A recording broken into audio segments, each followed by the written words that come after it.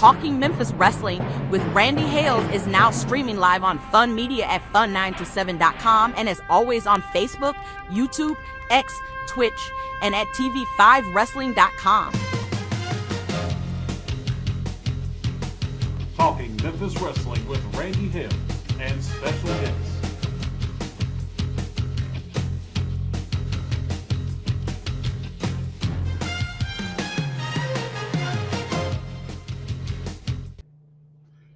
Last Tuesday was not the same. Last Tuesday, we did not have a Talking Memphis Wrestling show. But guess what? We're back. Dennis King is in the house, ready for some Memphis wrestling. I'm ready as well. Calvin Lindsay Jr. is in the house. Thomas is in the house. It is a huge show. My buddy and Pat Grammel's buddy, Ahmad Rashad Jones, is in the house. And I'm going to tell you what the focus of this program is going to be here today as we are fired up and ready to go. So follow me on this, people. Pat Grammel in the backstage area, follow me. Producer Adam Dunn in his remote office, follow me. Because I'm going to tell the peoples, I love the peoples, I love Team Hales, and I'm going to tell you, I was born in 1961. So I lived through all the 60s, from 61 on, all the 70s, all the 80s, all the 90s, and the year 2000. Hey, I'm 26 years in, and the subject that we want to discuss today as we throw my evidence in, what is the best decade, because we have a question of the day is coming up, and it's the question of the day: what's your favorite decade of Memphis wrestling? Now, my favorite decade of Memphis wrestling is the 1970s. Why, Randy? Why, RH? Why is that my favorite decade? Because that's the decade in 1972. It's America's favorite sport on WHBQ television. I heard for the first time, and I saw Lance Russell and Dave Brown for the first time. As we got a lot of people in here, Lucian saying hello, my brother from another mother. Hey, everybody, says Randy West. Jeremy's in the house, and we appreciate Mike being here and everybody watching this show. Why was the 70s my favorite? First of all, it was because I discovered Lance Russell, Dave Brown, and Channel 13 Wrestling.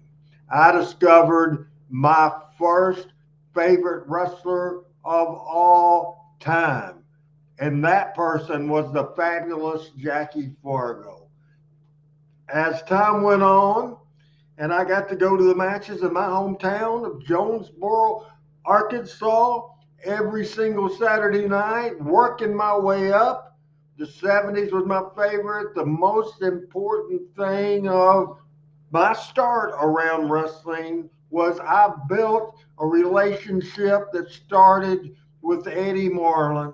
A mentorship from him, a love by me, a father figure to me. I met Eddie Marlin because of Memphis Wrestling. Starting in 72, 73, I got to see Jerry the King Lawler become the king. I got to see superstar Bill Dundee become the superstar. The 70s were great.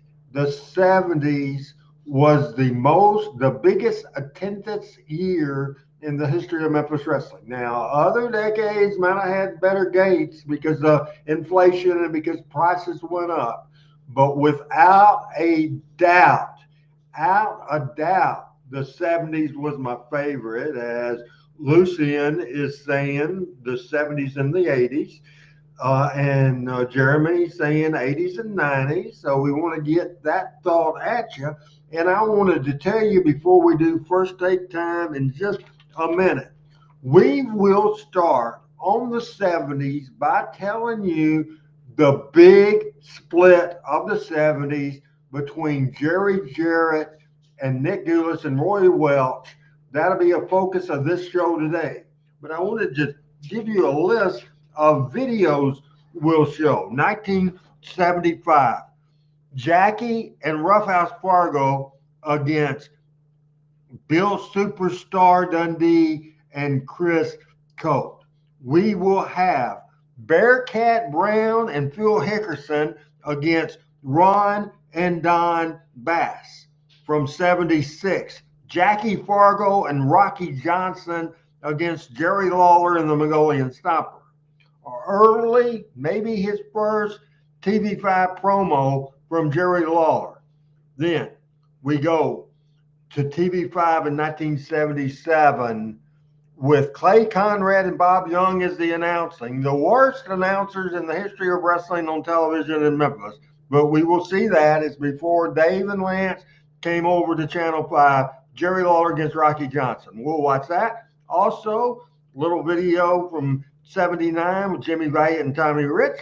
And Lawler, after switching babyface in 77, then going back heel in 79, that heel promo, we'll show that today.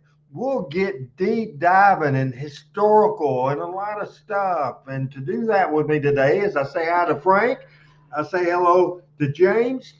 This is, if you don't like history, this will not be the show to you. My truck driving friend, Tracy Vision, is in the house, and he's here to say hello. And I'm not okay. I'm absolutely fantastic, ready to rock and roll as the very first guy that joined me on this show. First few shows, it was me solo. And then eventually we have a pretty big panel. But the OG, the guy that started it all, the guy that clicked with me on Twitter before we did this on Facebook, before we even did video. It was a talk show with audio only. He is a big part of the success of the show, as my friend King of Kingsport, who likes wrestling history, hates. He probably doesn't like me like he doesn't like others. Bo's protective of the historian thing, man. He absolutely, even with me, he will freaking, he gets his nuts off on correcting me when I might misspoke. Bo loves that. And I get a laugh. I get a chuckle out of that. Hey, we're going to go right to somebody that never second guesses me, never tries to make me look stupid or ignorant or like a liar. He's my good friend that saved my ass many, many times, Al Pollard. And let's bring into this show, this historic show, this fun show, this exciting show, and we'll get his first take, and then he can respond to the bullshit that I opened up with. Now, here's my friend Pat Trammell going full speed. Well, you've been all over the place tonight, RH. I'm not quite sure where to start, but we talked a good bit this afternoon, and I've been thinking and doing some research. And Bo, I should have called you to get your input on some of this stuff. But you know, the thing that I went back to, and I went back and looked at some of Cornette's stuff about kind of the split, and you know, as an NWA territory, which Memphis Wrestling became before subsequently going to AWA and then on its own. You know, the thing that Jerry Jarrett was able to do was something that really I don't know if anybody else did, was able to split one NWA territory in two. And particularly it's interesting because of the territory he did split. You know, the Welches were absolutely there at the birth of the NWA. And I think at the time, Nick had taken over to some extent the NWA role for the Gulas Welch territory. But just the fact that Jerry Jarrett was able to go to, I guess it was Eddie Graham had a lot to do with that. Obviously, he would have to go to Sam Mushnick. I'm not exactly sure who else was involved in allowing him to split that territory and giving him NWA membership. But I've been since Randy we talked. I've been on my laptop all afternoon doing research and everything else, and it's fascinating. But as you and I talked today, the wrestling in both cities, and we were talking Birmingham and Memphis, not necessarily Nashville, but Nashville was obviously as affected as Birmingham. I was just in Birmingham because the hottest draw in the territory in Memphis, in Birmingham, in Chattanooga, in Nashville was Lawler, and all of a sudden he's gone. So what do you do? That's interesting. And so, hello to everybody. I'm happy to be here with you all, and look forward to being guided by our fearless leader here through these times. Pat, that was basically a little additional information from the opening that I just did. But do you have a first take? Uh, no, I don't think that's my first take. Just excited for the show. Okay, and we'll do a question that just came in right now, and that question is from Richard Hood. Whose idea was it to switch from Channel 13 to Channel 5? And so that is a part of the story. So, people, buckle up your seatbelt. Pat, make sure you buckle it up because this is a wild ride in the 60s as Memphis was already established. And for decades, Nick Gulas and Roy Welch, and in Memphis, obviously, Bert Bates was the local person promoting matches because I had to have somebody in Memphis with part of a promoter's license. It was a big type of mess. But Jerry Jarrett was a booker, started booking the Memphis in the late 60s. As the territory grew, Jerry Jarrett got to work and he ended up getting Louisville, Kentucky, Lexington, Kentucky, Evansville, had the spot shows and some regular towns like Tupelo, Mississippi, Jackson, Tennessee, Jonesboro, Arkansas. So he was booking the Memphis Inn, and of the two inns, the Memphis Inn and the Nashville Inn, the Memphis Inn was Memphis on Mondays, Louisville on Tuesdays, Evansville on Wednesdays, Lexington on Thursdays. On Fridays, this is before the split, on Fridays was Tupelo, Mississippi or Blytheville, Arkansas. And on Saturday was Memphis TV from the late 50s to 1977 was at WHBQ Television Channel 13, at the time the ABC affiliate in Memphis. So that was what was going on. Now, the Nashville Inn that we called it was Nashville, Birmingham. Birmingham ran every Monday night. Same night Memphis ran at the Mid-South Coliseum. Nick's main town most of the time was Birmingham. I guess Chattanooga and Nashville would switch up, and sometimes they might even surpass Birmingham. Huntsville, Alabama, and that part of the area, that was Nick's Inn, and Jarrett's Inn was what I talked about that would end up Jarrett's core territory. So does everybody understand that? As far as the Memphis Inn, it was Memphis, Louisville, Evansville, and Lexington, Jonesboro and Tupelo, and spot shows. Now, next main towns was Nashville, Birmingham, Chattanooga, Huntsville, and there was hundreds of towns for spot shows. Now, somebody asked whose idea was it to go to Channel 13 and Channel 5. Well, what happened was Jerry Jarrett thought, by the way, Frank, I not like you like my fact that I'm wearing Arkansas State T-shirt. It's T-shirt time. Stormy days in Jonesboro today. So this is what happened. Jerry Jarrett into the territory was making the most money, was selling out. Nick Goulas, though, wanted Jerry Jarrett to book somebody that Jerry Jarrett didn't want to book and didn't book. And so Nick says, "Hey, I'm the boss. You'll book whoever in the F I want you to book." And Jerry said, "Hey, I bought a percentage of this company. I'm an owner too." Said, "So I can."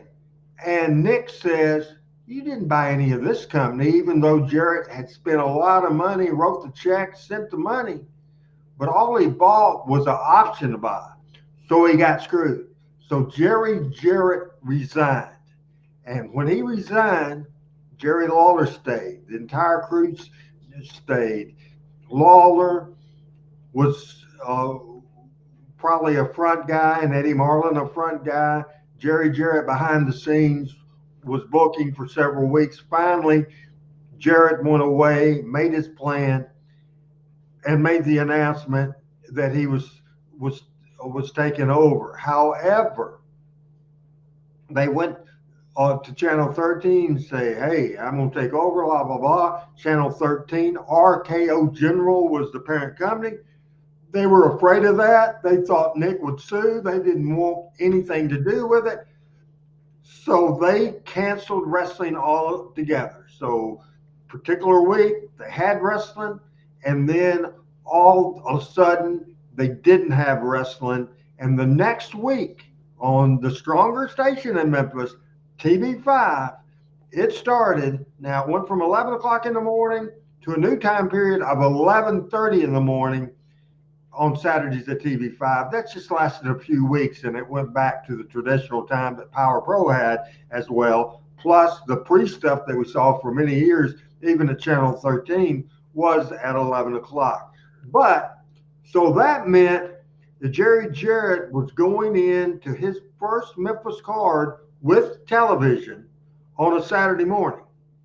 As a matter of fact, he was running because he couldn't get Mid-South Coliseum. He was going to run at the Cook Convention Center on Sunday night. So his television show that was going to be on a Saturday night, his television show debuted the 19th. Now, on the 20th, he debuted at Cook Convention Center, March the 20th, 1977. Now, Nick Goulas totally lost television. No television whatsoever. I think he did Pat newspaper ads, but he had no television. His debut show at the Mid-South Coliseum was March the 21st of 1977. It's very detailed, but I want everybody to know the territory. So all of a sudden, wrestling debuted on a new station on the 19th of March on Channel 5 after 30 years of being at Channel 13. The very next day, it debuted in a new building on a new night, the 20th. And then on the 21st, Nick came back with no television with his card on March the 21st, 1977. So I usually that that don't we don't go in detail that much. We don't want to bore everybody to death. But I think, and hey, PJ, good to have you here for sure. Pat, I don't like to bog down on details, but I knew going in today that this needed to be a historic show backed by conversation and video.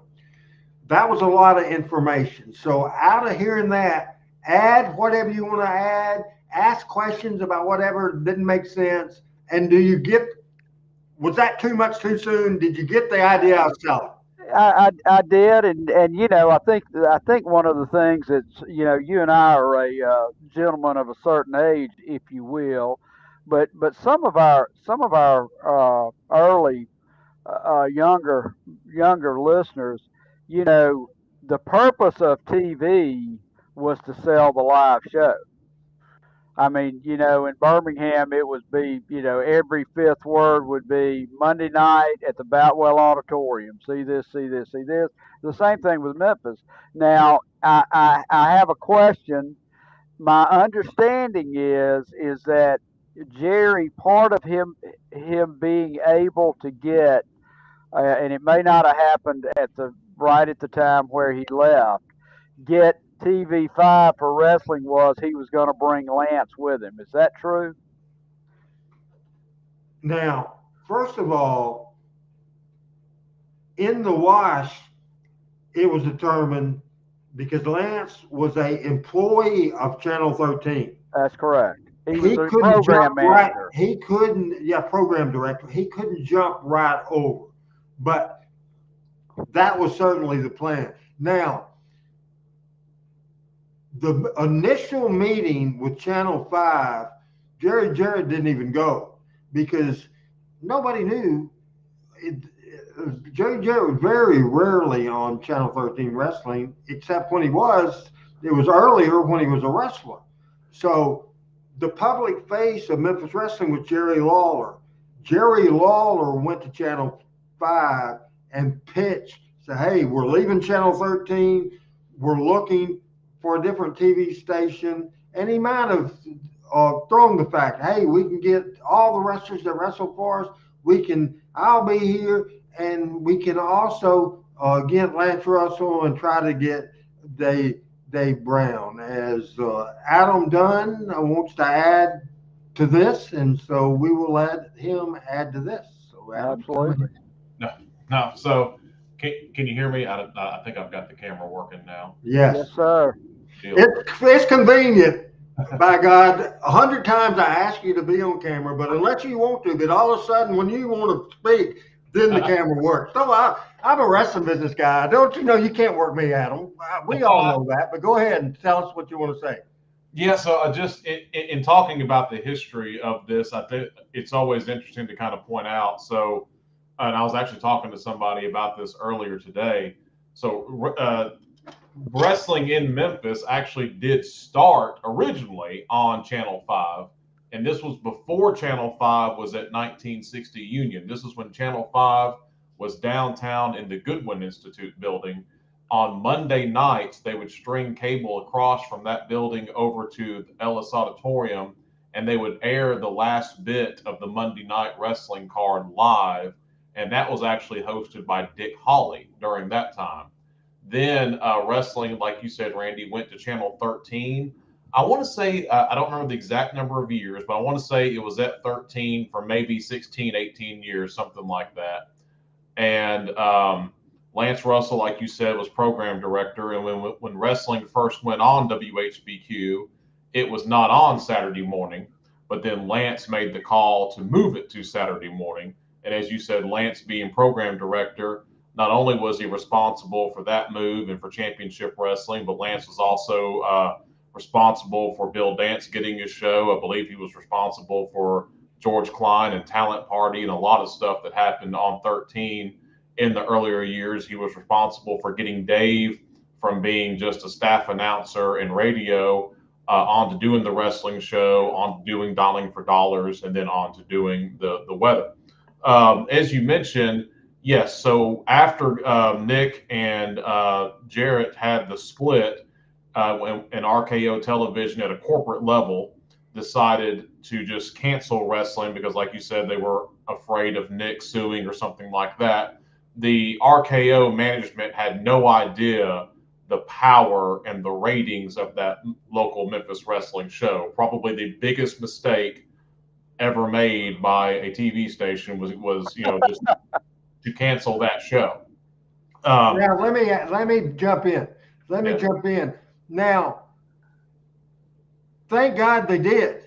Yes. Thank God Jerry Jarrett got Yep. Channel 5, because if Jerry Jarrett wouldn't got 5, the contract was with Nick. Yes. So Nick would have got TV and Jarrett would have been out. Now, Nick, of course, Right. would have used Lawler for sure, obviously, but still, so you have to throw that in, and that's something we don't think about.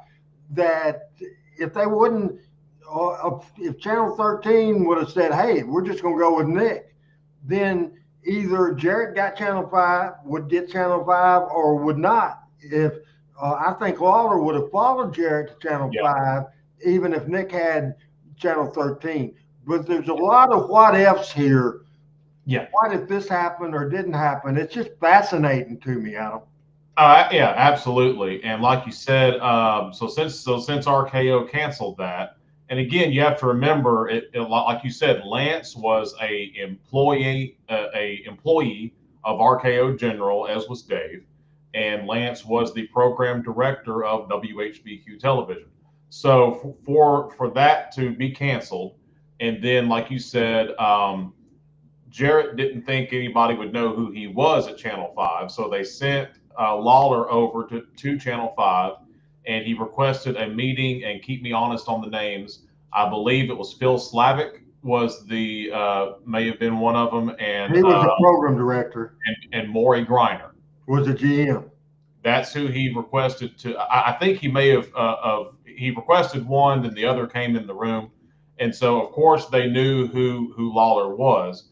And so Lawler pitched them the thing of, hey, as you know, we do wrestling over on HBQ, and they've just canceled that show. The promoters have gone their separate ways, and the promoter that I'm working with, Jerry Jarrett, he wants to see if you guys would be interested in having a studio wrestling show here, which of course they were very interested in doing that. They knew the ratings of that. At this time, the only person doing weather was Dick Hawley was doing double duty. He was doing news and weather. So 5 was in the market for a weather person. And I believe that they did state that Lance was going to come over, that Jarrett was going to offer him a full-time position with the Jarrett Wrestling Company. And in addition to announcing, Lance was going to handle, the syndication and the other stuff that Lance did. The story, and we all know how a good wrestling story goes, but the story is, yes, that they did say that they would also get, because they talked about announcers, and they said they would get Lance, and that they thought that they could get Dave to come along too.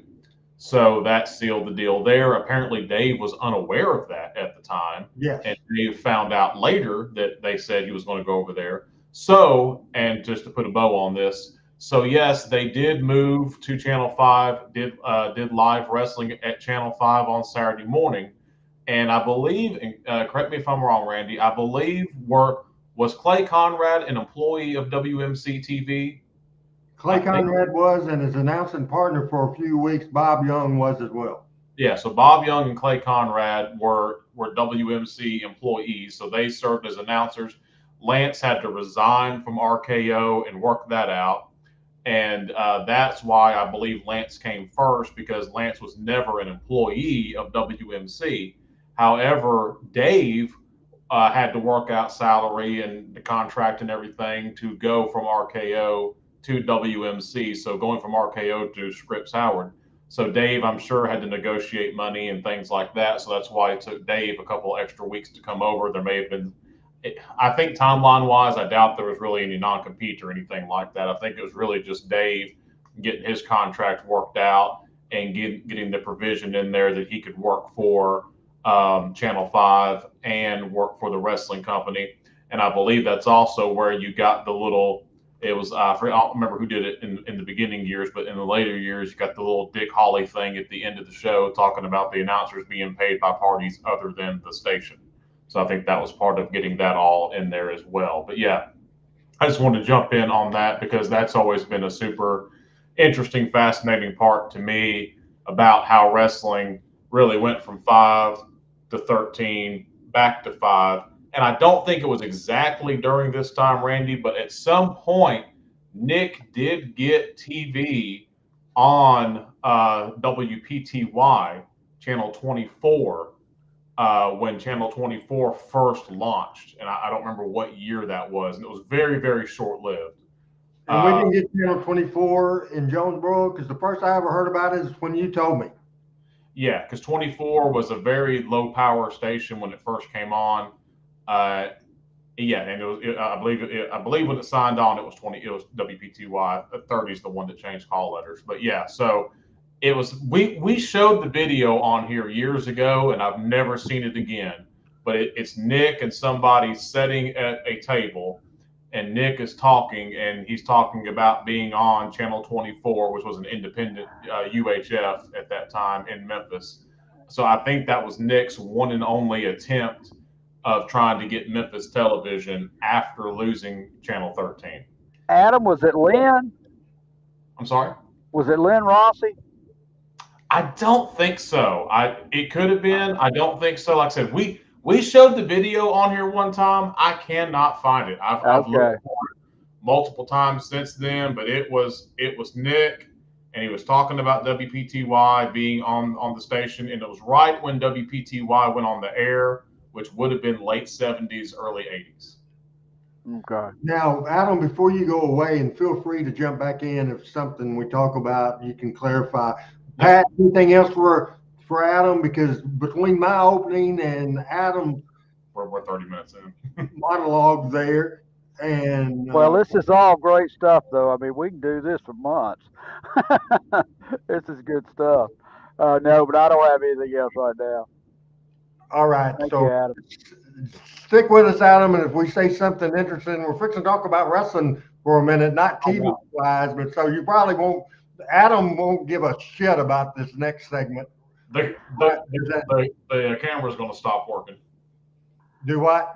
I said the camera's going to stop working. And once we start talking TV again, then It'll start working again. it will start working again. You didn't think you really fall for that, dude. The many times you told me, "Oh, cameras up," you didn't think I was falling for that, do you? Because I told Pat, I said he gives me a lot of bullshit every time. So James Davis just said it was George Goulas and Bearcat Brown. I almost want to say that maybe that was right. So James, have you seen that video? Do you know what I'm talking about? It being on Channel 24. I don't know if it must not been on YouTube. Somebody must have shared it on Facebook or Twitch or Twitter or something. James, if you have that video, email it because we have it in the caption. Adam, put my email up there on the screen. If you have a link to that video, Adam will be forever in debt to you and love it. Email it to me and I'll email it to him. Things like, I know I'm not crazy. I know Nick did 24 at one time. Do what? I'm just saying, like, I know I'm not crazy. Nick was on 24 at one time. Oh, I remember showing the video, and I don't know why neither one of us had enough sense to say historical. I don't know why either one of us had didn't have the sense to do that. He will try to find it and write my email down. Barry, hey, hadn't watched in a long time. Barry, we need to get with my nephew-in-law. You need to eat. Maybe we should take a week off every now and then. We got a lot of people joining us back here this week. There you go. And we do have a question of the day, and we won't throughout the show get everybody's answer for this. I grew up, again, got hooked on Memphis Wrestling. My favorite decade of Memphis Wrestling is 1970. Adam, you answer that question for yourself. Of course, for me, because it would be my era, my favorite decade was the 90s, which is probably everyone's least favorite, but it was my favorite.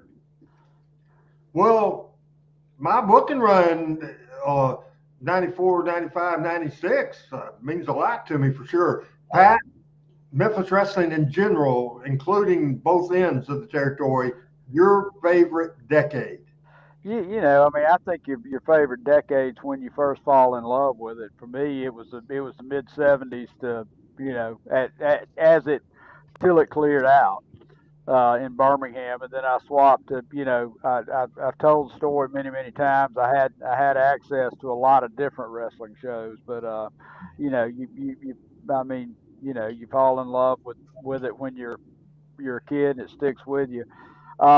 Richard, to answer your question, it wasn't Memphis, but it was Memphis, Birmingham, Chattanooga, and Atlanta. My favorite wrestler was Tojo in the Goulas territory, even when he was a heel and my daddy hated him. Thomas is saying late 70s and early 80s. Now, real quick, and we'll get you guys back on, but I want to go from with some information about the week of the split. So we can go, me and you guys be on standby, and I'll throw some information at you right now as we talk about wrestling went from Channel 13. The last show at Channel 13 was March the 13th. Then, or March the 12th, March the 12th. Then on March the 19th, all of a sudden, it wasn't there. And it was on WMC TV. And that was on the 19th of March on TV5 Wrestling, hosted by Clay Conrad and Bob Young, the worst announcers in the history of Memphis Wrestling. That didn't last long at all. Lance came back. And then when Dave came back, Clay, we never saw again. But Jarrett did that TV on the 19th, and he had a show the next day at Cook Convention Center, the Memphis Cook Convention Center, on the right off the I-40 bridge. Now it's close to the Pyramid and Bass Pro Shop, but it's right across from that. And I want to quickly bring Pat back on because Pat, certainly you have some sort of relationship in a weird way with Cook Convention Center because your full-time gig tied it all together. Why am I talking about you when I'm trying to talk about Cook Convention Center? Because the Cook Convention Center is the Renaissance Convention Center today. And if you're coming across the river, you can see the Renaissance Convention Center sign, which is a bank that I run a business unit for. And anyway, that's how you can do it. So good. The bank is the title sponsor of the Cook Convention Center, and I think we paid $500,000 for that for a 10-year deal. Oh my goodness. Richard has a question and it doesn't have anything to do with what we're talking about. This is out of left field, but he's saying, what year did Thunderbolt Patterson show up in Memphis? It was 1978 or 1979, and he wasn't here long as well. So we've told you about that TV, the 19th. Now we will talk about the two cards. All right, Randy, I want to clarify something, please. Okay. So Jarrett ran TV, his first TV, on a brand new TV station on March 19th. Yes. And without building anything, he did one show and said, "Here is the card tomorrow night at the Cook Convention Center, not the Memphis Coliseum. You be there." Different night, different building. He did do a newspaper ad, and he did have the wrestling show that was, like you said, a new show. And I want to read you that card at a new building on a different day, Sunday, March the 21st, 1977. The opening match of the night was Dr. Frank, Private Diamond, and the Mummy against Rick and Robert Gibson and Jerry Bryant. The next match that will be interesting to you, Pat, Mr. Wrestling 2, Johnny Walker against Pork Chop Cash. The next match was Gorgeous George Jr., George Wagner, and Tommy Gilbert against Phil Hickerson and Dennis Condrey. The next match was Tommy Rich and Bill Dundee against the Von Steigers, David Schultz and Dutch Mantell against Ron and Robert Fuller, Plowboy Frazier against Rocky Johnson, and the main event was a stretcher match that was Lawler's last program on Channel 13. So Jarrett was all of a sudden, even though they were going with Lawler and Bob at the Coliseum, then all of a sudden Bob and Lawler both followed Jarrett. So they had their main event. So the main event was a stretcher match and an angle program deal. It was brilliant. It was Lawler against Bob Armstrong. And in a different building, it did over 8,000 people at the Cook Convention Center. Well, I mean, what would the Cook Convention Center hold? It wouldn't hold much more than that. What they did, the building was divided up with walls and different things, and they had different rooms. They could do smaller rooms. If you take down all the walls, that building was you could get around 8,000 people. So basically, they had a sellout. They had a sellout. They basically had a sellout. You know what's surprising to me on that card? That he had the Fullers on that card, and they came right over when they're Welch's. Because Nick Goulas, remember, Roy wasn't really involved by that time. He was older and wouldn't live much longer. And Nick wasn't the most popular person in the world during that same period. And starting in 75, Jarrett was booking Memphis, and he used Ron and Robert Fuller a lot, would bring them in a lot and push both of them. In 75, Ron got a long run with the Southern Heavyweight Championship. That is the 20th card at the Cook Convention Center, did over 8,000 people. Now, the next night, listen to this card, then you can talk about both. And Adam, if you want to jump in. The next night at the Mid-South Coliseum on a Monday night with no television, did 1,964 people. Listen to this card. Tony Marino against Leon Chandler. The second match was Cora Combs against Lady Satan. It was that match. And the next match was the Bounty Hunters against Thundercloud and Danny Little Bear. The semifinal match was the Crimson Terrors, who I'd never heard of, against George Goulas and Tojo Yamamoto. And the main event was Bobo Brazil against the Sheik. I think it's amazing it drew 1,964 people, but with the rent of the Coliseum, that was a major money loss. And I guarantee you, Jerry Jarrett at the Cook Convention Center made a lot of money. So I read both cards. Now your comments on those cards. You know, those Crimson Mask guys, I forgot who they were, but they were two underneath guys, and he would pull those out in Birmingham every now and then. You know, I had it written down. I mean, I would have thought that he would have been able to pull. Well, of course, it happened fairly quickly, but you know, you figured he would have been able to pull some better talent than that. What surprises me, no Fargo.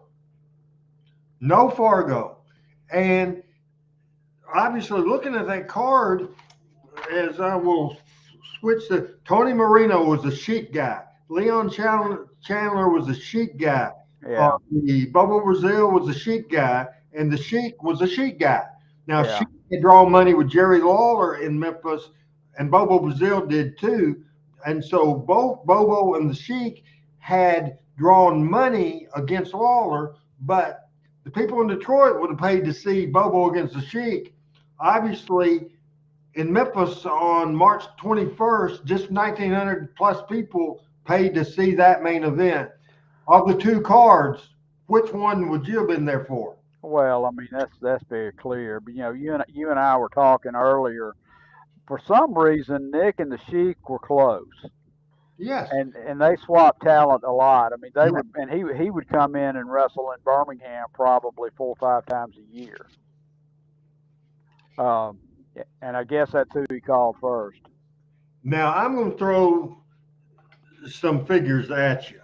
Now, 1964, the first week that Nick had. The second week, it dropped to 1,500 people. The third week, it dropped to 1,100 people. Then he decided April the 11th, 18th, and 25th not to do shows. Then he did a show on May the 2nd. They did 14, and May the 9th with Jackie Fargo in the main event. he did 484 people at the Mid-South Coliseum Holy smokes. building, and that was the night that Nick Goulas pulled out of the Mid-South Coliseum. Can you tell why? Probably in that year, in the year prior, Memphis probably averaged 9,500 people. I'm gonna get a T-shirt made that say I outdrew Nick Goulas booking. Wow. What? And he had on May. All right, to be clear, on May 9th he had Fargo on that card. Do we know? Yes, and it drew 464 people. Jackie Fargo drew 484 people in Memphis, Tennessee. With Wow. no television. With no television. Now, King of Kingsport, wasn't Buddy Fuller involved with Jarrett too after the split? Not publicly for a couple of months. It started out as Jarrett Wrestling Promotions or Jarrett Wrestling Promotions or Jarrett Wrestling Company, actually. And then, Bo, to answer your question, within the first month, then it changed to Jarrett Welch Wrestling Company. So that's how it went there. Pat. What I read and what I was told by Jerry. Hey, hold on just a second, Pat. This is a little thing. Hold that thought because Adam, I got to have something to drink. I want you to go first full screen with Pat for his comment, and then watch for me when I'm coming back. Put me back on. I got to get something to drink bad. What Jerry told me, and I think it's in his book, was that when he went to Eddie Graham and said, "Look, I've got to do this, and I, what do you think?" Because Jerry and Eddie were close, and I think Jerry had done some work for Jim Barnett in Atlanta, and also, he was known. I think Eddie told him, you need to bring somebody in who's a known quantity to kind of make this right with the Sam Mushnicks and the older guys. And he suggested he bring Buddy in. And Buddy, I think Buddy had a 5 or 10% stake in it for a period of time. I know that later Buddy was going to run some towns, and apparently he and Jerry got sideways because Buddy was salting the house and saying, "Oh, we just didn't get any people there," but he was. So Jerry sent Dundee up there to see what was going on, and anyway, that was the end of that thing. Richard, to answer your question, the bout would hold about 5,500, 6 on a good night. Now, also, Bo brought up Buddy Fuller. Here's the thing. After Buddy Fuller died, his widow and Ron Fuller sued Jerry Jarrett, saying they embezzled money or didn't pay what Buddy Fuller was due. And so Jerry Jarrett had to eventually write a big check to the widow of Buddy Fuller. That happened. I did not know that. Because you just got the Jerry Jarrett side. Well, we argue about that a lot. Because you always assume, and I think you know now, but I think you always assume that anything Jerry told you is the truth, and that's not the truth. Hell, you can't believe everything I tell you. I'm a damn wrestling promoter. What the hell are you talking about, boy? You can't believe everything Nick Goulas tells you. You just can't. And so that's clarified there. Now, I thought this would be interesting to do. In the picture section, Adam, I want you in the picture section, I want you to go with the next to last picture. The next to last picture. So, Pat, this is in April. This is in April, and it was April the 22nd of 1977. And this, Jarrett was able to sneak in a Mid-South Coliseum card a couple of weeks before Nick went away. He got back in the Mid-South Coliseum on with a huge card at the Mid-South Coliseum. The television before this on Saturday was the return of Lance Russell. The return of Lance Russell. And I just wanted to read you this card that drew 8,700 people. And remember, Pat, pay attention to this. You're a money guy. This was 1977. I'm looking exactly what you're about to talk about. We'll talk about it. The Well, tickets. the ticket prices are for the time WrestleMania ticket prices.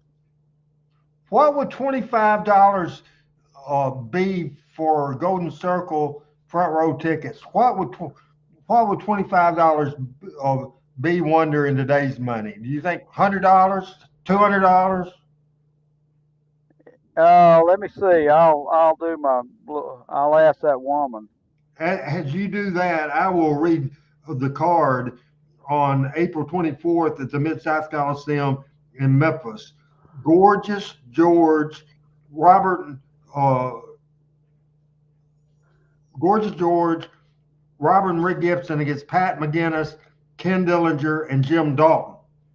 Paul Orndorff against the Gladiator. Ron and Robert Fuller against the Executioner. Then a Southeastern Tag Team title match, Tommy Rich and Bill Dundee against Porkchop Cash and Norvell Austin.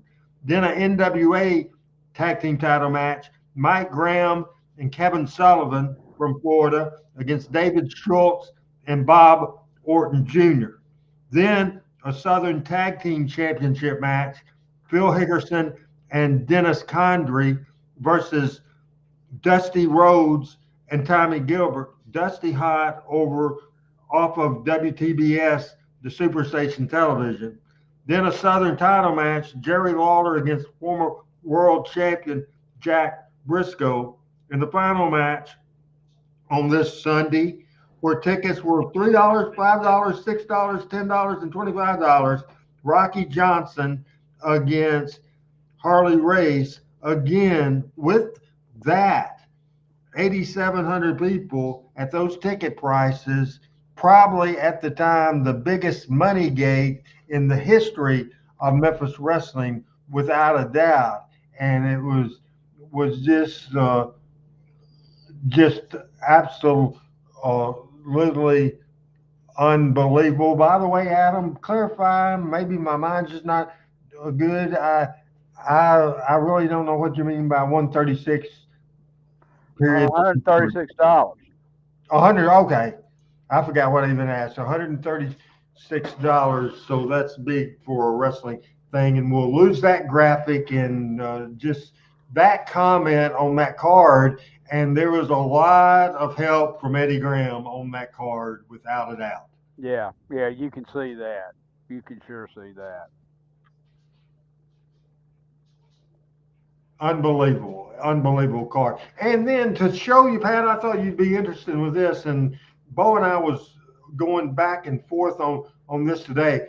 Adam, the very last graphic in the picture section. This happened a week later, 49 years ago yesterday was this event. This is the first sellout of wrestling at the Civic Auditorium. This is the working relationship between Ron Fuller's Southeastern Wrestling and Jerry Jarrett's Memphis Wrestling. You see that ad to this day, broke the record in the Knoxville Civic Coliseum. Certainly it was a money record at the time that has been broken, but this card is Bob Orton Jr. against Dick Steinberg, Rick Smith against Norvell Austin in Knoxville. Certainly, Bob Orton Jr. and Dick Steinberg, what a hell of a match. Then Bill Dundee and Tommy Rich had won the Southeastern Tag Team Championship the week before in Memphis against Curtin Von Steiger and Carl Von Steiger. So they won the titles back in Knoxville.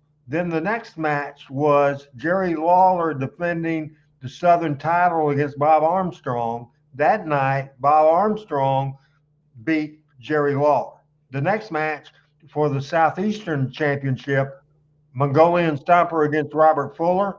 World Junior title, Nelson Royal against Jimmy Golden. Nelson Royal, the champion. And the main event, Harley Race, the champion, against Ron Fuller. And that was 49 years ago, as we lose the graphic and get Pat's comments from those parts. I'll tell you what. The truth is, I think Ron Fuller can put together a card about as well as anybody I've ever seen. And he posts a lot of them on social media, and we kind of communicate back and forth on that. But he puts together some fantastic cards.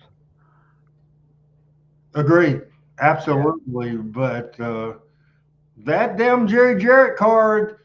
Yeah, that wasn't bad either. That was better. That's pretty good card there too. Hey, it's a thing. For the most part, I'll let other people knock Jerry Jarrett, and sometimes I will too. But who's the first to defend Jerry Jarrett? Me. Yeah, that's right. Because he was brilliant. He was absolutely brilliant. Pat, are you enjoying this look? Are you fascinated about this look? Fascinating look about the promotion war in 1977. This wasn't a work promotion war. This is a real thing. Are you fascinated? I am. I'm a lover of history, so this is right up my alley. And I've heard enough of the scuttlebutt from Jerry before he passed away, and you and Michael, and Michael has a unique perspective because he worked so closely with Nick so many years. But hey, Gail, we're going to jump all over the place, and we are at the first video. We're almost an hour into this show, so we're not going to get everything in tonight. Pat, you caught it at the beginning. This will be a several-part series. Do you agree? Well, you don't want to rush this. This is good stuff here. We are going to go back to 1975. Go ahead, Pat. Well, Bo's got an interesting fact about that card. They did over a sellout, standing room only on that card. 7,200 people in Knoxville. Yeah, Bo did some research about that because he said that he had it, but he didn't know what he did with it. But he found it, and Bo, I appreciate you doing that. Now, Adam, I want you to look in the video, and they're all out of order, and this is not going to be easy, but I don't even know what it's labeled, but look for a time of 9 minutes, 23 seconds, 9 minutes, 23 seconds. And when you find that, and this involves, I think, the fabulous Jackie Fargo and Roughhouse Fargo in action, we will see, and let's see if Adam can find this 9 minutes. As the fabulous Fargos, Jackie and Roughhouse, come walking into a jam-packed 11,500 people in the Coliseum, and there's the Roughhouse. He's on the floor. Let's go full screen. William Colt, the valet, preceding his brother, and he almost got run over. Rough nails Colt down on the floor. Dundee in and out of the ring. And as usual, when Roughhouse is around, it's pandemonium. Jackie trying to slow him down. Referee Paul Morton tells Jackie he better get him back up in that ring. Hey, Crazy Gale. The bell hadn't sounded is one thing that saved him at this point. Pat, what do you think about the enthusiasm level and the reaction from the people? Dundee is draped over the table. The crowd. For Roughhouse. Completely unorthodox, wild, and woolly type feller. I want to tell you. I think Pat went away. Jackie gets him with a tackle. nails him from behind and slows him down in the center of the ring. We hadn't even really started it yet, and old Roughhouse has already run him out of the ring 4 times. Adam, I know you didn't watch WrestleMania, but I can promise you, Adam, I can promise you that WrestleMania that drew 50,000 people wasn't as loud as this, probably 9,000 people. This enthusiasm from these people are amazing. And get them back in the ring, or disqualify him and get it all over with right now. Jackie is holding Roughhouse back in the corner. Look at that crowd, Pat. I'll tell you. Never claimed to be much strong on that scientific wrestling, but boy, I'll tell you, that Roughhouse will stir it up like a tornado. And referee Paul Morton cautiously caught him to the ring. He didn't want to get caught in a wild and woolly swing. There's the introductions from down at ringside as Roughhouse gets loose and comes after Bill Dundee. When Roughhouse is in the ring, you don't. Roughhouse was a mess, Pat. Up there and do your You know, they would when Fargo had to have some reinforcements in Birmingham, they would bring Roughhouse in. Referee Paul Morton kind of trapped in the corner. Jack's not doing anything. He's just leaning against him. Hey, you know, this is before the days where every spot was figured out. With Roughhouse Fargo and with Jackie too, with everybody. You never knew what was going to come next. As Bo James says, Chris Cole was a great heel, just out of his mind. William Cole became flying Billy Anderson, a great journeyman wrestler.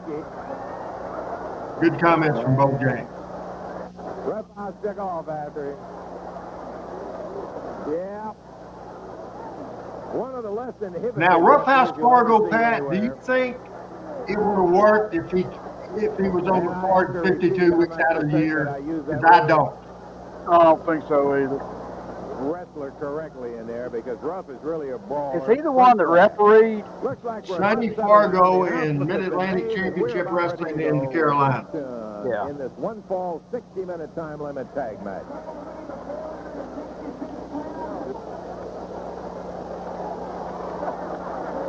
Oh, Roughhouse talking to the audience. Nelson as Dundee jumped into him. Fargo jumped out of the way.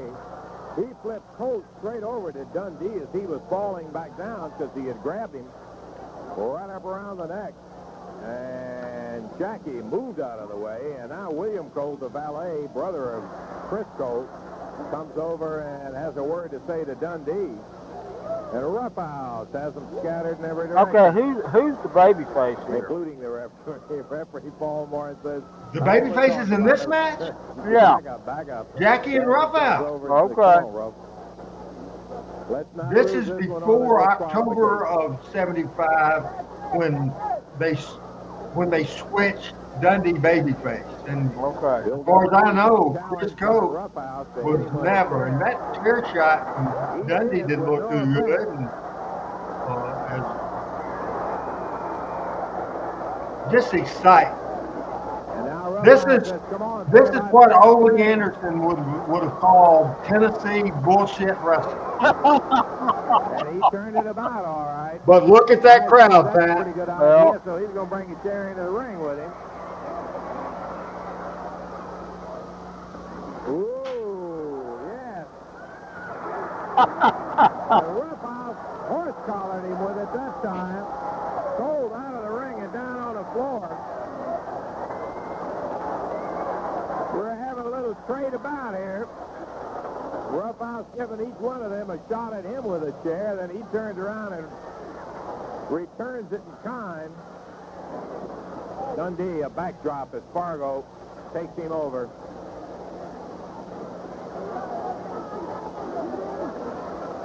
Referee Paul Morton, Fargo, along with William Colt outside the father of good old Paul, good old Ricky Morton, Paul Morton. Paulie, the referee, as Bo James says, Roughhouse had a couple of good single runs as a heel in the Kingsport territory. Whitey Caldwell and Ron Wright, I would guess, in the 1960s. But that might have been before Ron and Whitey got the territory. I'm not sure on that. Colt and Dundee. Uh-oh. That could be it. Yep. Roughhouse hits referee Paul Martin, and he may be in a little trouble over that. Into the corner goes Dundee. Really That's good. That's good. The ring.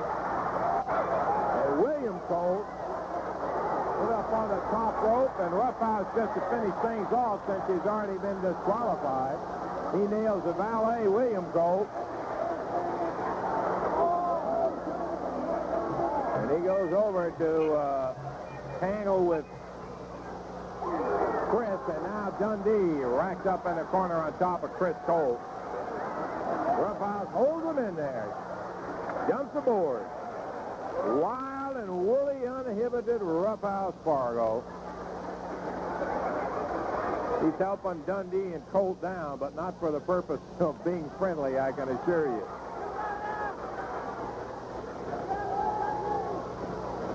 Ooh. Roughhouse back down on the floor. He kind of likes that striped coat that William has on with the coat that William Colt has on. They've already been disqualified. I guess Roughhouse figured, well, you know.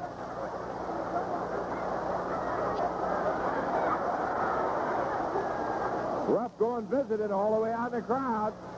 Colt decides to find his way back up to his brother in Dundee. And they win the match on a disqualification. Crowd objecting to it. Sentimentality that they have for the. But you know, I don't think I have any video of Run Right on this who TV. has never been known to one to follow all the rules. Flagrantly violated. I love Run Right, by the way. Hit the referee.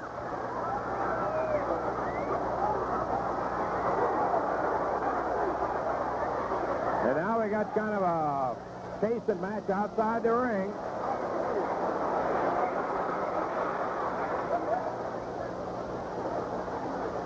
And this afterbirth, the match might not have taken long, but the afterbirth was as exciting as it can be. And I bet Roughhouse is not done yet. Look at that crowd at the Mid-South Coliseum in Memphis, Tennessee. Obviously a sellout, not a seat empty in the house. And that, my friend, is why the 70s was my favorite decade in Memphis wrestling, without a doubt in the world. He grabbed one of them and slammed him into that wire fence out of your vision down there. Oh, boy. I think it's truthful to say there's only one Roughhouse Fargo, and it's a good thing. This is Lance Russell from the Memphis Mid-South Coliseum. Man, I don't know how that would hold up today, but to me, that was fantastic. Fantastic. That was great stuff. You know, hard to get by with one of those personalities like that. But in that time period, you know, you bring Roughhouse in anywhere, Birmingham, Atlanta, anywhere, he's going to bring you, you know, 3,000-4,000 additional seats. And that's what it's all about, drawing money. We're going to go to our second video. This is interesting. This is probably 1975. A heel tag team of Ron Bass and my good old friend Don Bass against a tag team of Bearcat Brown, the big Bearcat you saw in Birmingham, I'm sure, many, many times. Bearcat Brown and one of my favorite guys, the king of Jackson, Tennessee, Big Phil Hickerson, teaming with Bearcat Brown against Ron and Don Bass.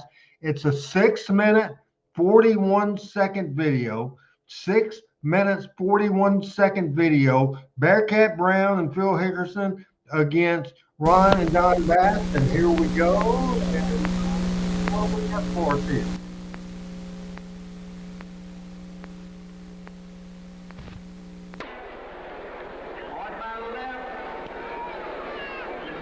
Yeah, Billy, I saw that Gunner, I think it's Gunner, I saw that, and by the way, he was in Jonesboro wrestling teaming with Doug Gilbert at Humongous this past Saturday night, I saw that post. I don't know anything about it.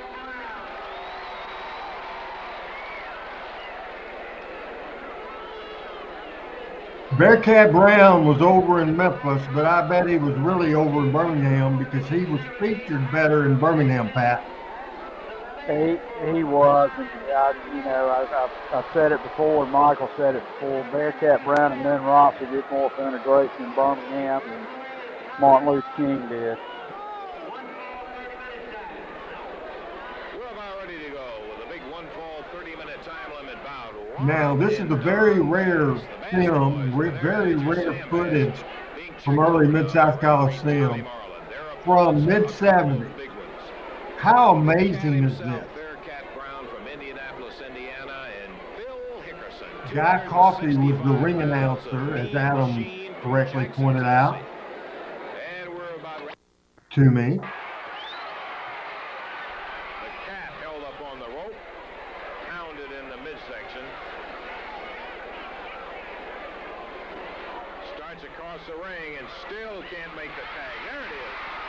He tags Hickerson, but Ron Bass was occupying the referee's attention, and the referee did not see the tag. I love Phil Hickerson. Run Hickerson back out again. A tough position for a referee. And Bearcat puts both of the Bass boys out, but from behind, Sam Bass goes after him. That was pretty weak right there. I turned my head. I didn't see it. That was a pretty weak pile driver. Referee is Eddie Martin's brother, Thomas Martin. Guys, don't go away. A lot of great stuff. Again, we will save some of it the next week. And the cat who had his opportunity and tagged Hickerson, but unfortunately the referee. Pat, I may have to show the Roughhouse Fargo video again next week. I love that. Oh, it's good. 10-minute mark goes by with 20 minutes to wrestle. A jackknife. Hickerson and Don Bass at it, and here comes Sam in behind. Once again, Sam and that driver pounds the cat down, and Ron Bass covers him. Referee Tommy Marlin counts 1, 2. I think he got him. Nope, he's still checking 1. That's it. That's the third count. And unfortunately, you're absolutely right, Richard. the referee, who had to cope with a wild and woolly bout, missed the intervention of Sam Bass. And Phil Hickerson is letting him have the word. Ron and Don Bass, the winners.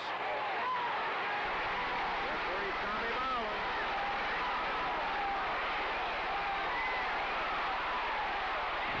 Accusing Sam Bass. The fact of the matter is, though, the referee did not see it, as he was involved with Phil Hickerson.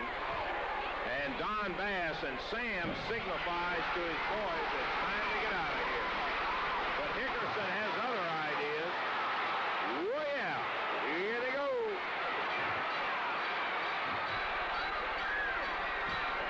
Watch this, Pat. Phil Hickerson being waylaid by all of the Basses at the moment as the referee gets one of them back. Bearcat is hurt. 2 on 1.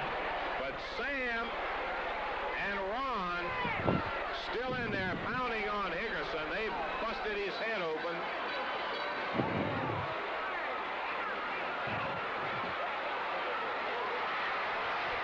You won't believe. Watch, Pat. And Hickerson, who is 1 against 3 at the moment. Here comes Big Al Green. Al jumps in there and starts to even things up.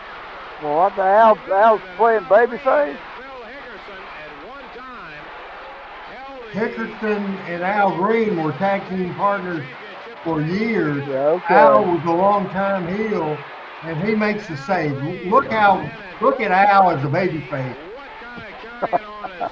Look how animated he is. Yeah. Bearcat Brown, who was put out of it by a pile driver. Tell me this didn't get over and a reverse decision. Look at people jumping. Do what?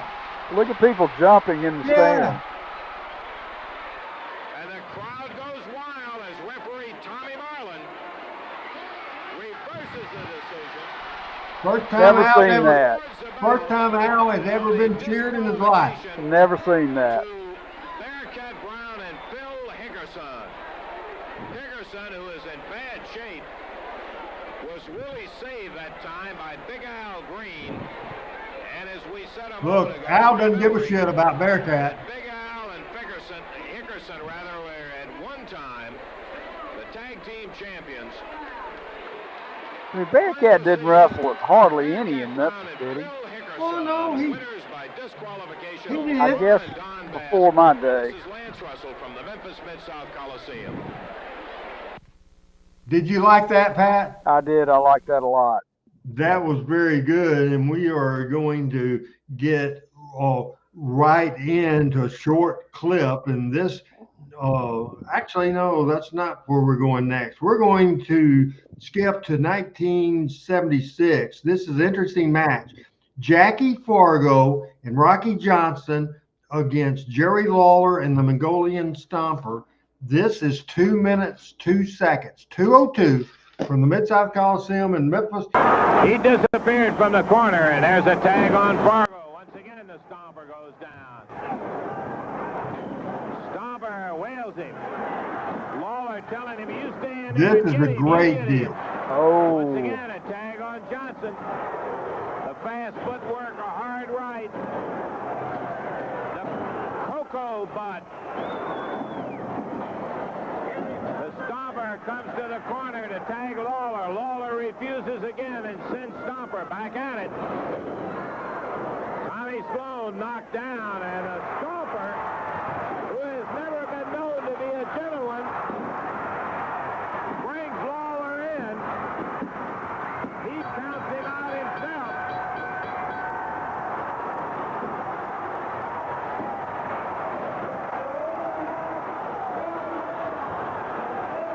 Referee Tommy Sloan saying, wait a minute, what happened?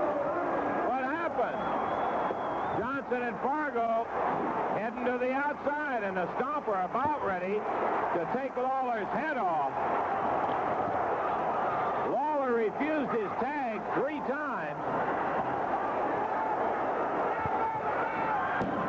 And Lawler nails the Stomper from behind. Starts to work on him.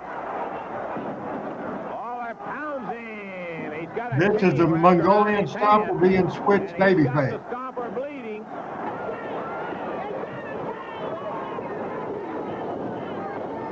Lawler knocked him all the way across the ring with that right hand.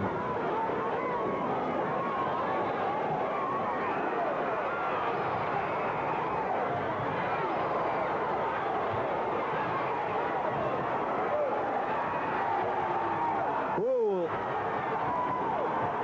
handing Lawler what appeared to.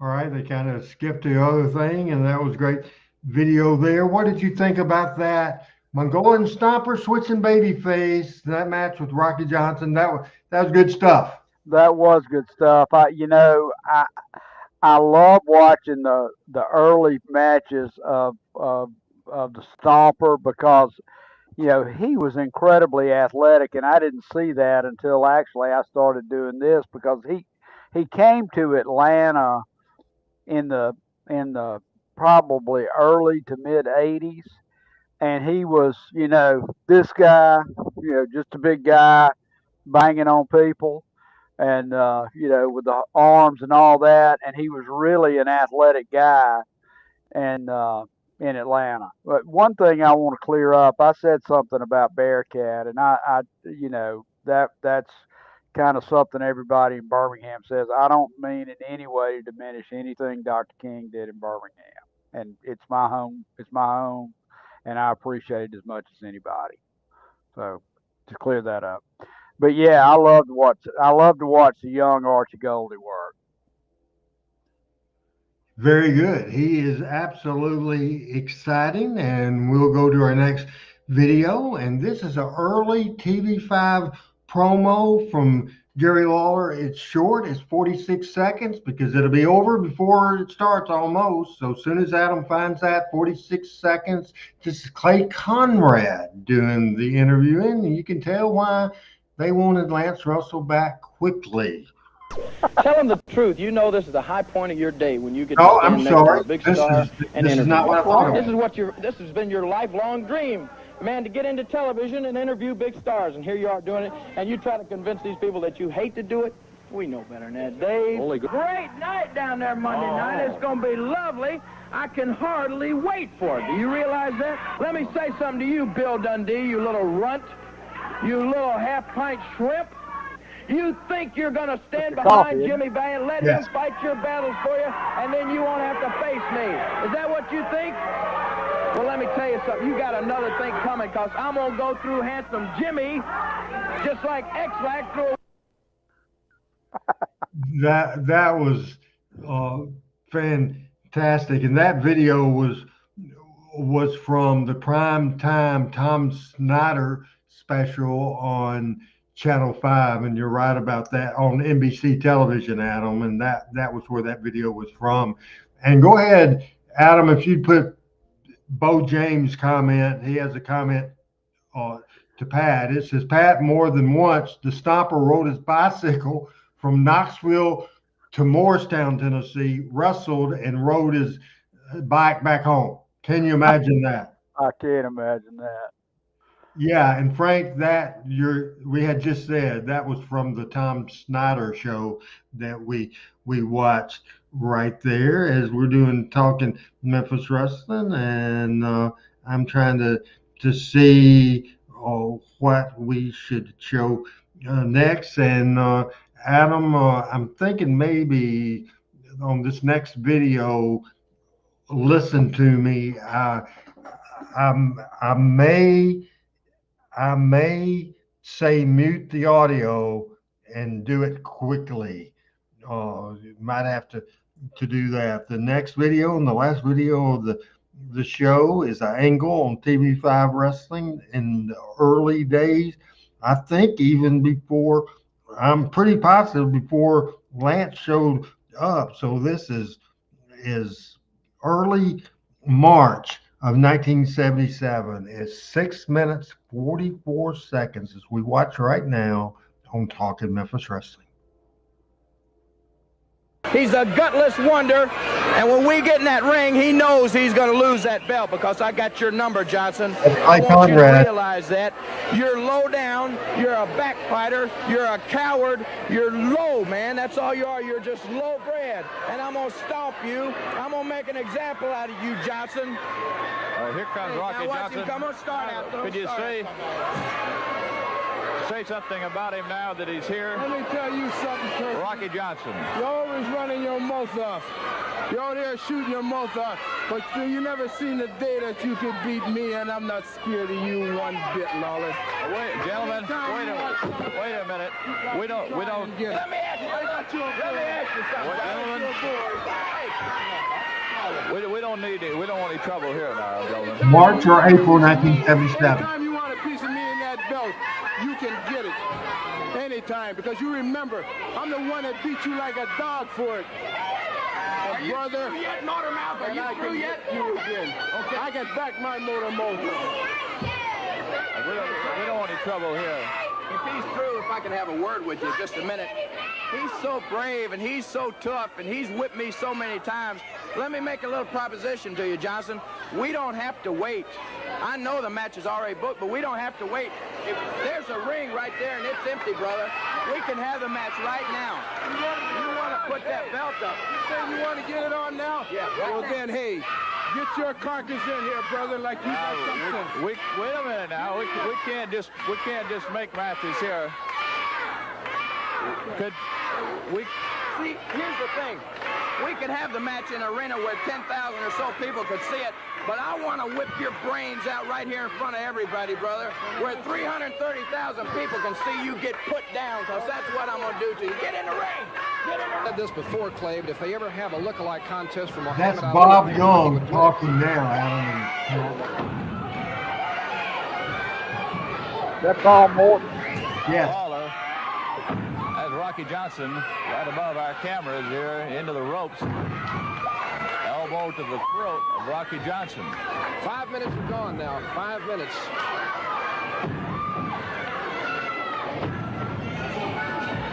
Referee trying to count him off and calling for a clean break.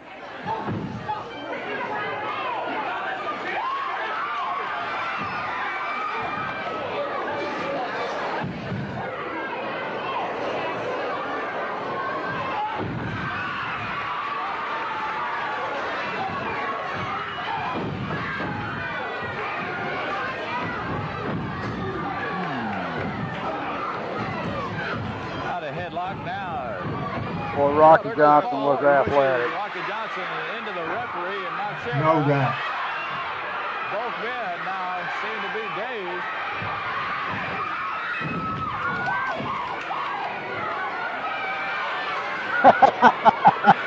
Good point, Adam. Never. Rocky Johnson on the mat.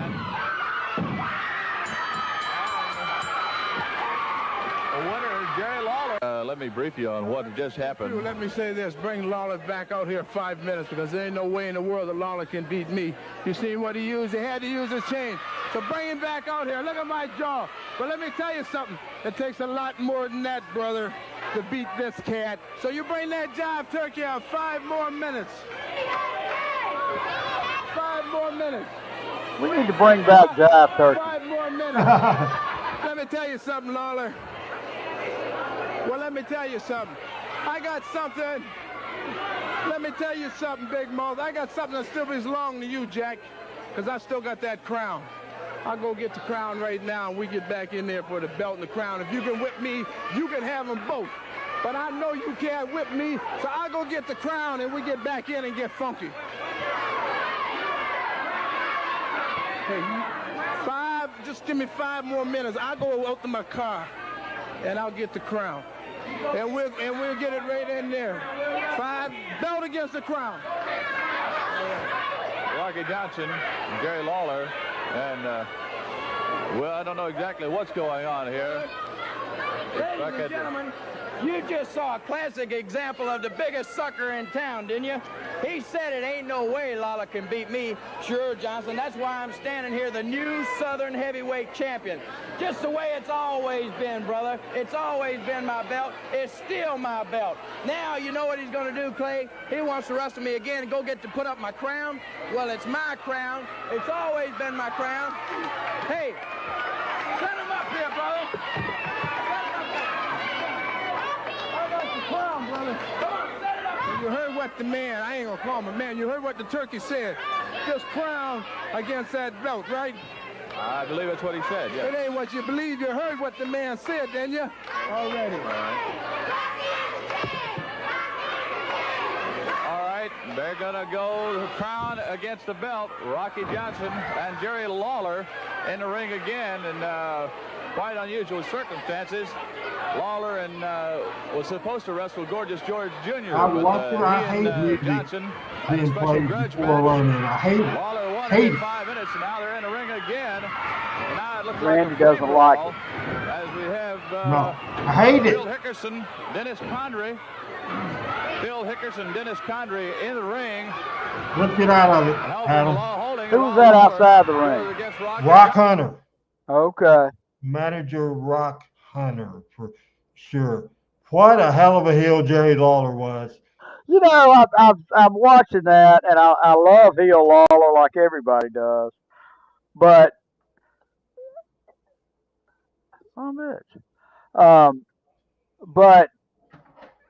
but it's surprising to me that he could, being as bad a heel as he could, when he's babyface, all's forgiven.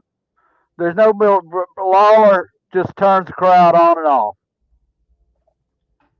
No doubt about it. We'll do our recap in a minute. Adam, I want to go way back to the picture section. The picture section of this show.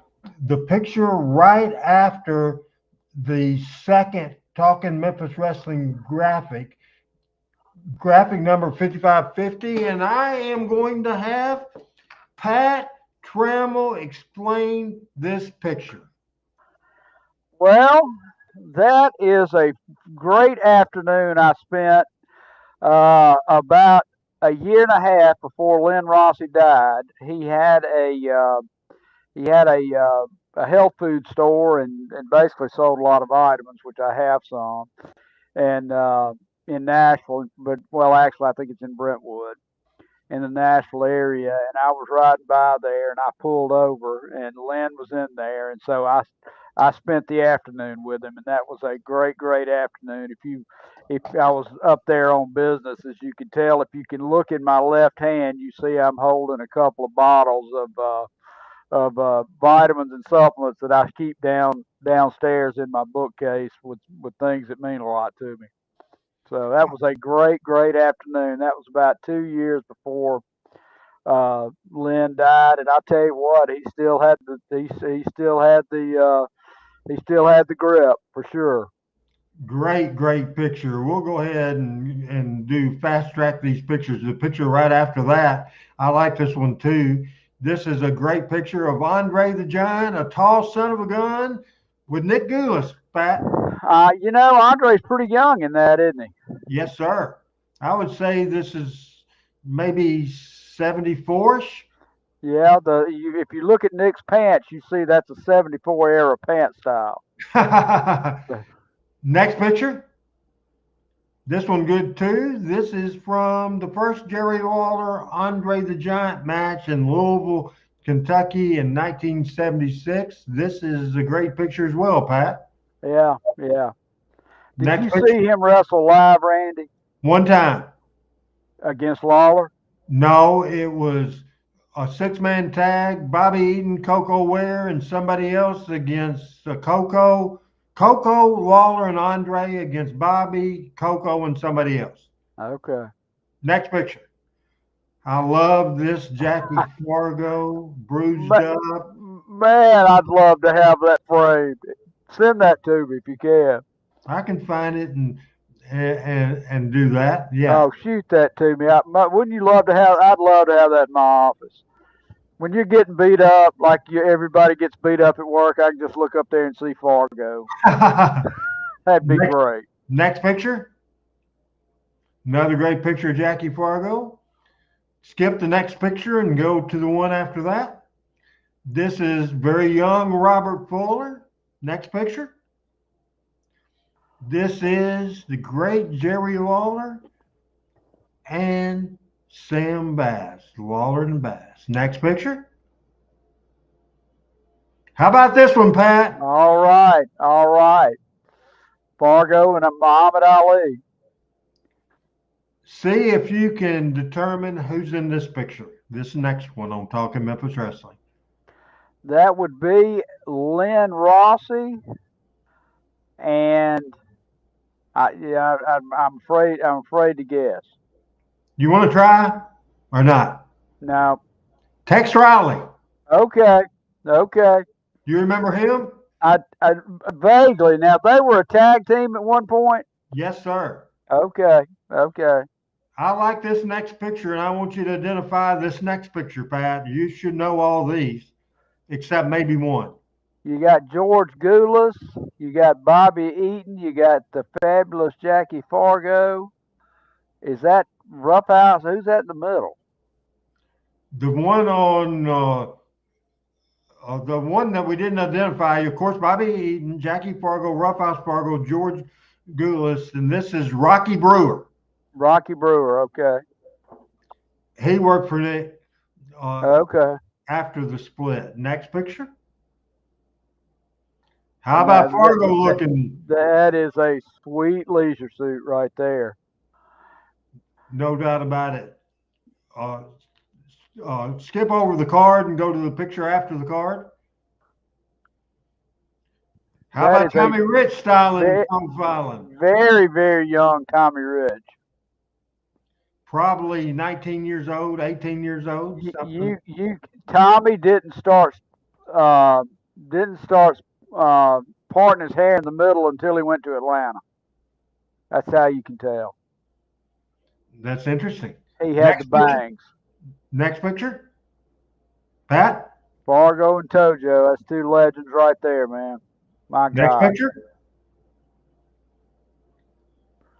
That would be the is that Angelo and Lanny? Yes, Angelo and Okay. Lanny Poffo, Leaping Okay. Lanny, and the head of the Poffo clan, Angelo Poffo. Great picture. You know, Lanny was a lot more buff then than he was in the WWF, surprisingly. All right, here we got Dusty, pretty young Dusty, and who's that? Tommy Gilbert. Tommy Gilbert. Okay. Now, Adam, I am going to guess. I'm going to click on the card and I'll click right off of it. So this was Dusty Rhodes' first appearance at the Mid-South Coliseum in Memphis, Tennessee on June the 12th, 1977. Read this card, Pat, starting from the first match down at the bottom of the ad all the way. This is Memphis at the Mid-South Coliseum, drawing around 9,000 people at the Mid-South Coliseum on Sunday, June the 12th, 1977. We've got Jim Garvin versus Igor, who I'm not exactly sure who that is. And then there's a six-man tag. Rocky Johnson, Tommy Gilbert, and King Sylvester Ritter, which would be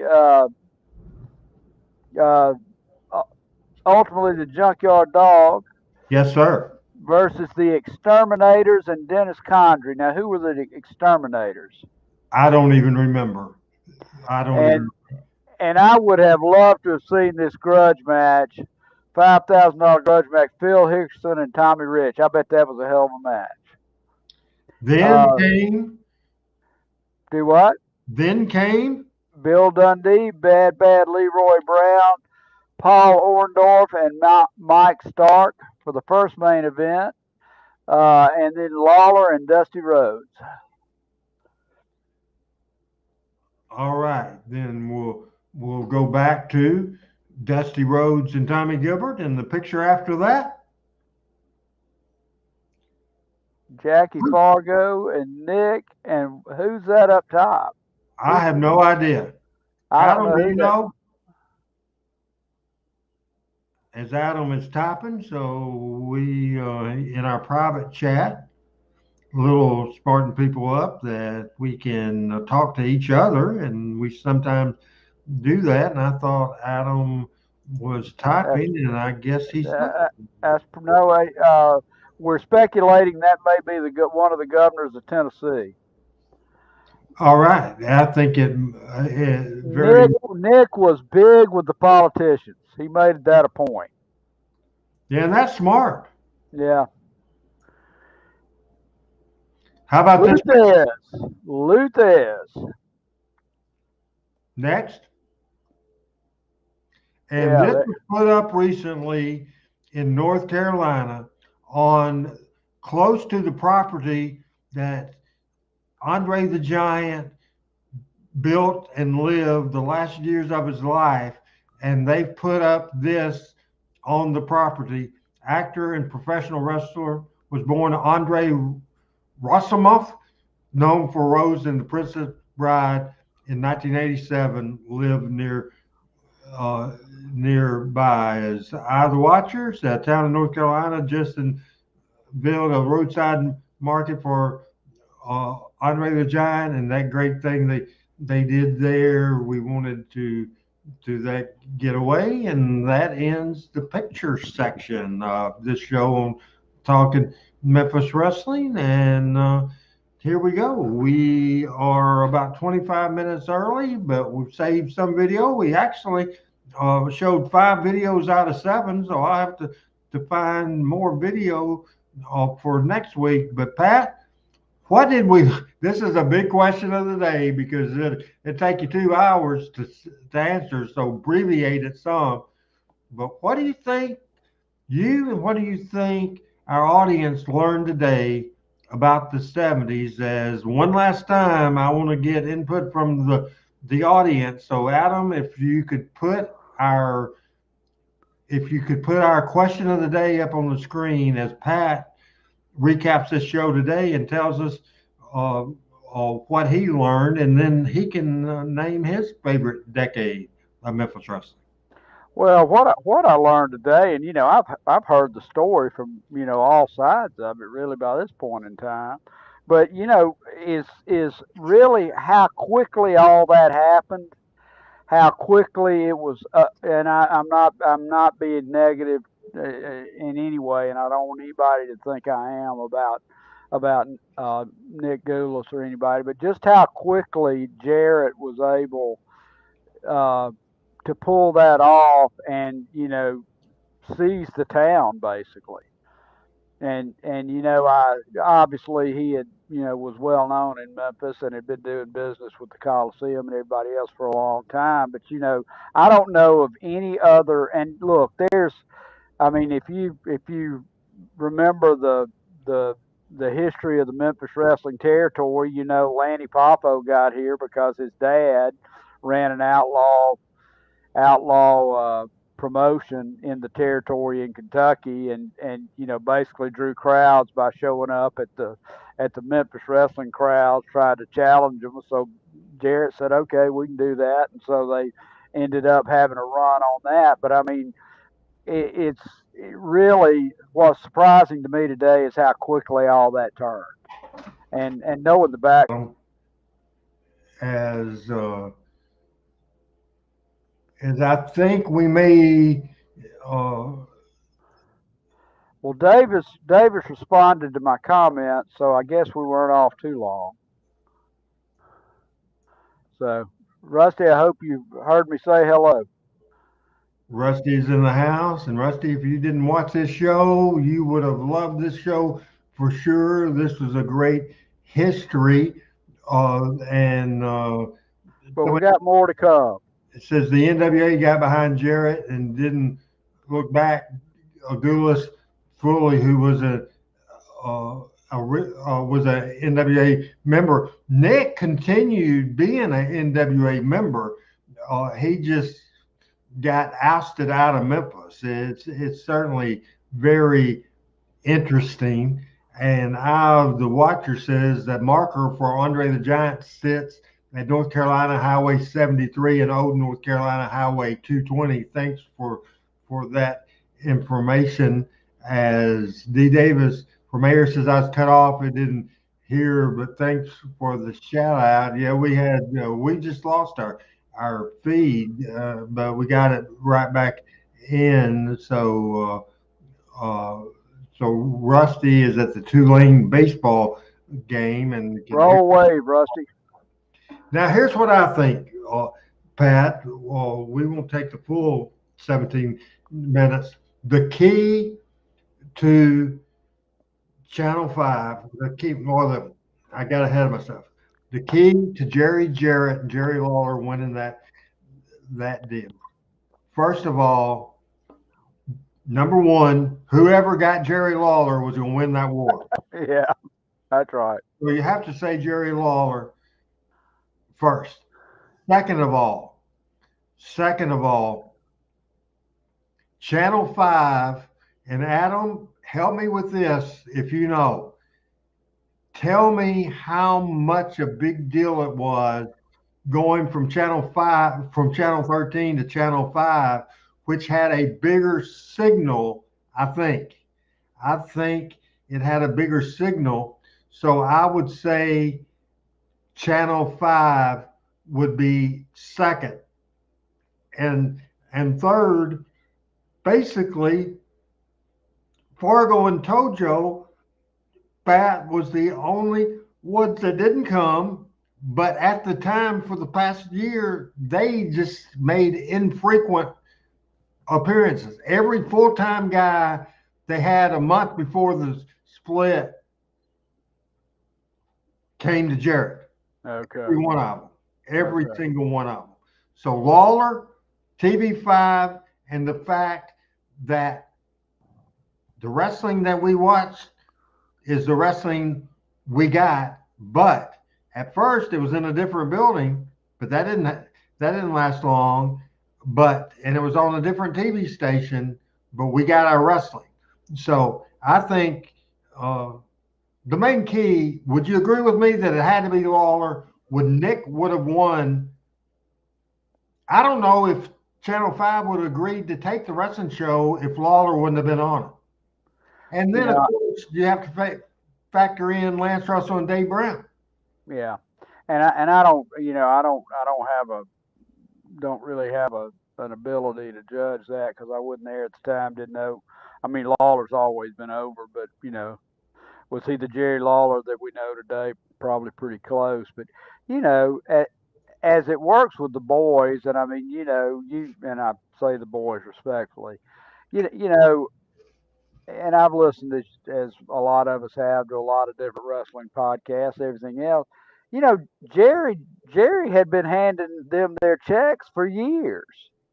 Of course, they're going to go with him. Yes. Yeah.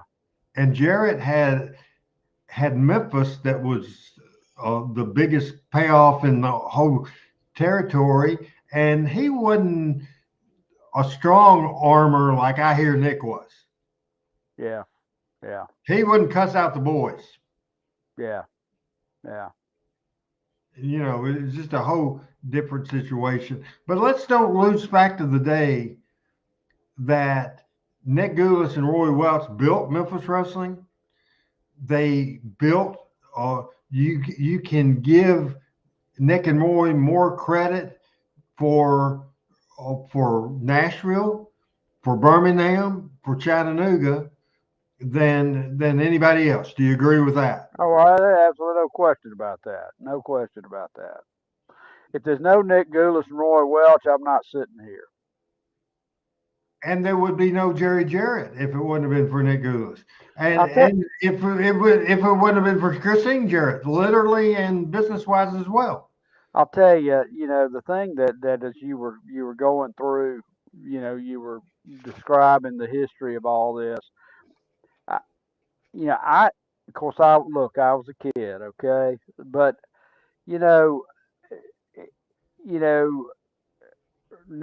Nick and Roy Welch ran Nashville, Birmingham, Chattanooga, and Memphis. Jerry Jarrett ran Memphis, Louisville, Jonesboro, Tupelo, Evansville, et cetera, et cetera, et cetera.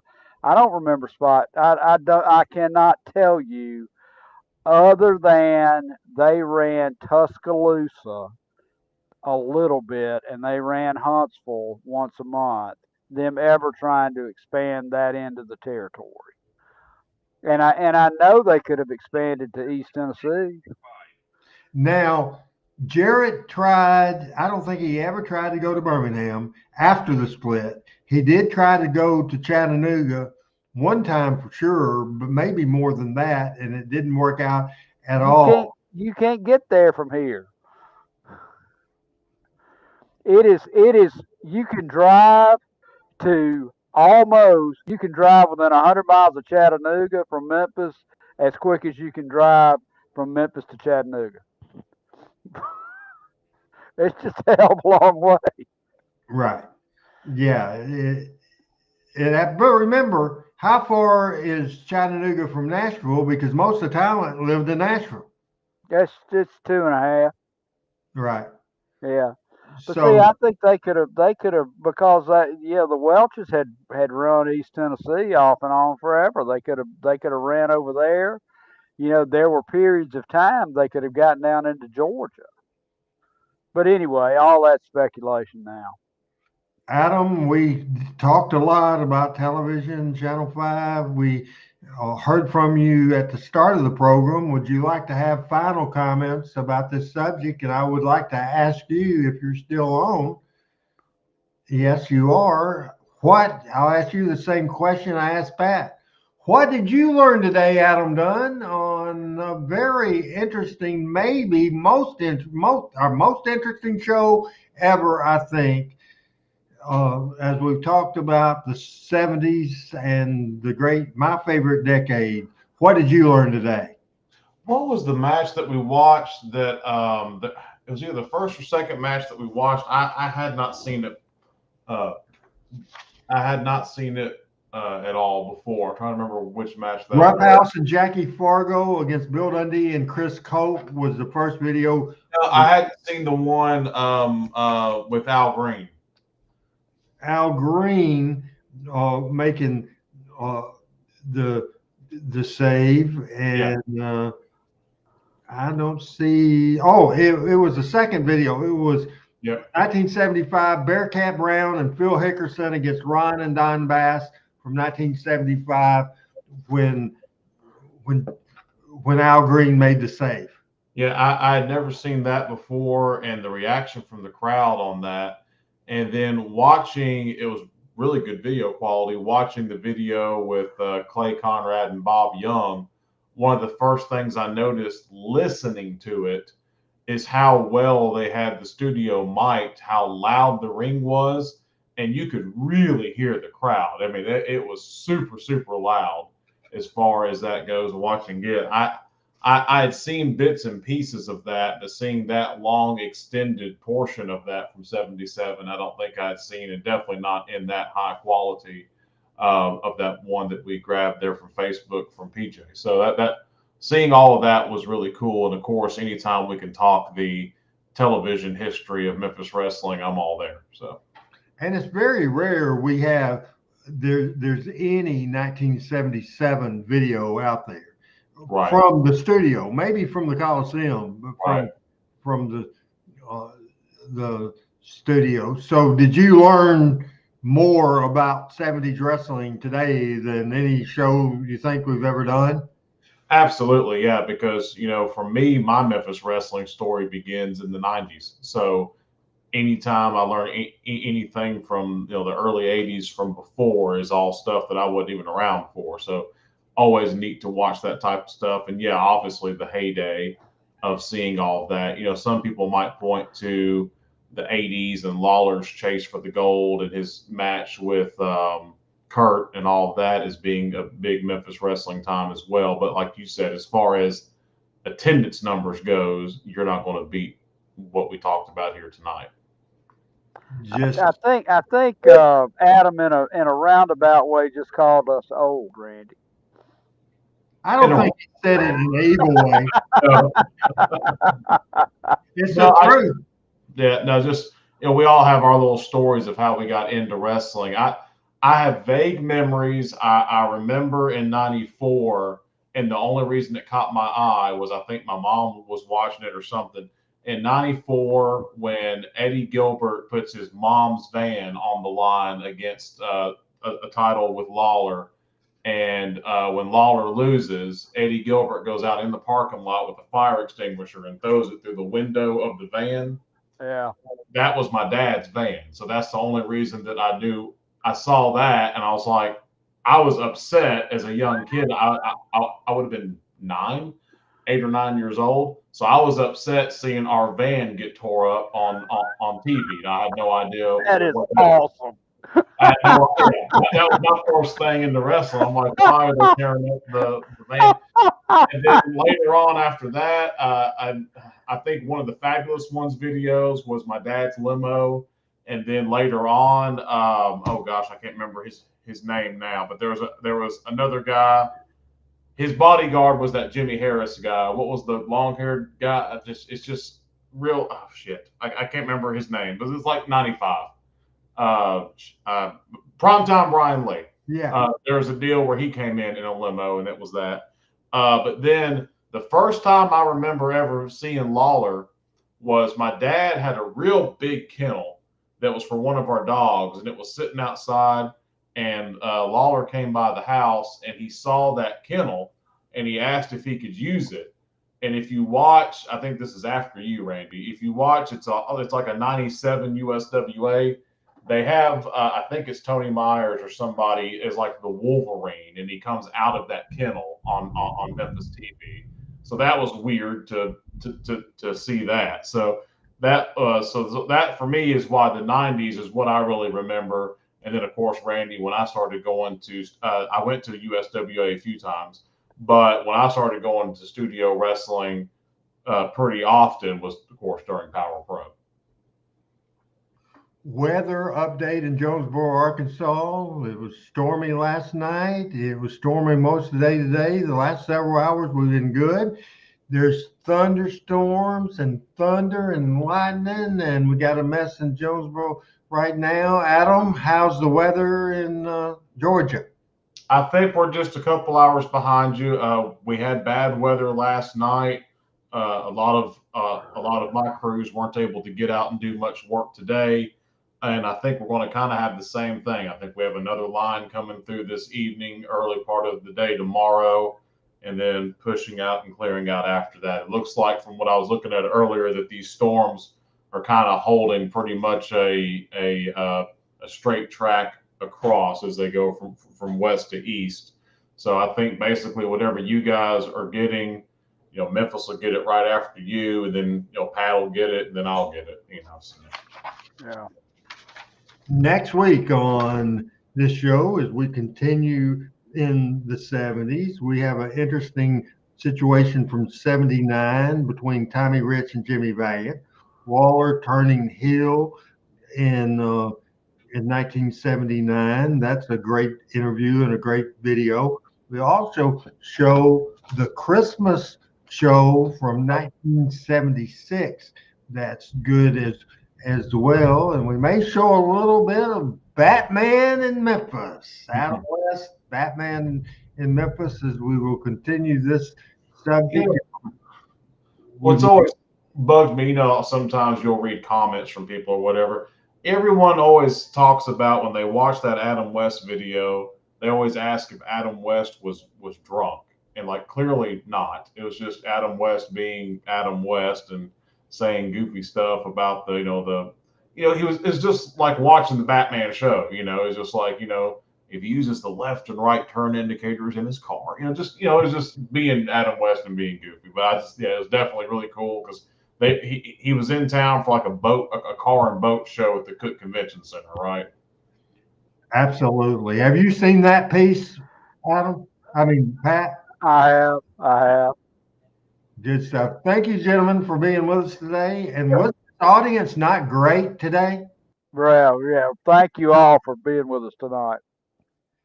For Adam Dunn and Pat Trammell, I'm Randy. We'll be back with you next Tuesday on Talking Memphis Wrestling. Until then, for Lance and Dave, the great host for Memphis Wrestling, best ever. Bye-bye, everybody. See you next week.